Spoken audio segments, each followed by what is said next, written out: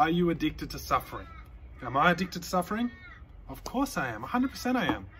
I think our culture raises us on the drama. When there's drama, there's suffering. When there's drama, there's duality. Whenever there's duality, there's normally suffering, especially if an ego is involved. And hell, I have an ego, so do you. We all have egos. And we've been raised in a way that doesn't help us understand, work with, or even align the ego. So, am I addicted to suffering? Hell yeah. Would I say most people are? Definitely. If you clicked on this, you probably are. So what's the deal with it? Is it that simple? It's like, I'm addicted to suffering, well, that's it? It's like, no. How I deal with suffering and how I know I'm addicted to it and how I start to break that cycle is I asked one critical question. And this one question can change things for me in a moment. So I'll give you a live example, right? Going through some emotional turbulence and me wanting emotional support, wanting nurturing, wanting to feel held. And so what I do is I catch myself reaching out to people who I know don't have the stability themselves to hold themselves, let alone me. So I notice I catch myself reaching out to people who I know are going through a tough time, but then I try and ask for me to be held by them as well. So what's with that? I was in the car for about 3 hours. And a lot of the time also, I don't directly ask, I inadvertently ask, hey, with this, it's like, I don't say, yo, I need help. I ask around so I can keep myself in this cycle of suffering. And so there's this one fantastic question that I've come across. And the question is, what's in it for me?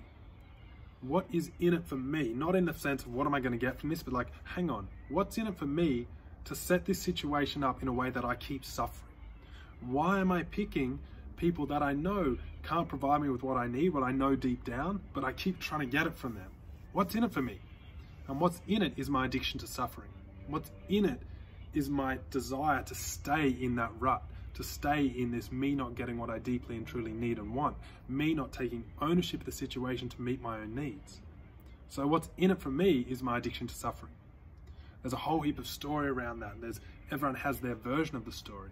But that question alone, what's in it for me, takes the lid, relieves the pressure. It's like, oh, whoa, hang on, I'm choosing to reach out to this person. It's like, hang on. And once I stop obsessing over that person meeting my need, obsessing over that situation fixing and changing, and once I realize I'm keeping myself in this spin cycle, when I have that awareness, I'm then gifted the grace of choice to go, hang on, could I meet this for myself?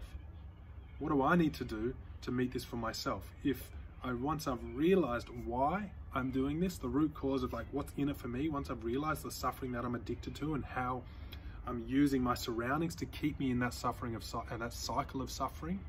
Once I realize that, it's like a breath of fresh air. And it's like, the mind eases, the mind subsides, the ego lets go.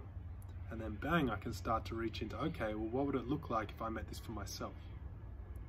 The other question is like, when I have that moment of realization of what's in it for me, I go, okay, so if I really want someone to help me meet this need, who in my circle could help me with that? There's heaps of people. So do I really want to reach out to them? No. Oh, right. So actually I want to keep suffering. I want to stay in this spin cycle. I want to stay with my head held against the gravel. Like, there it is. There's the addiction to suffering.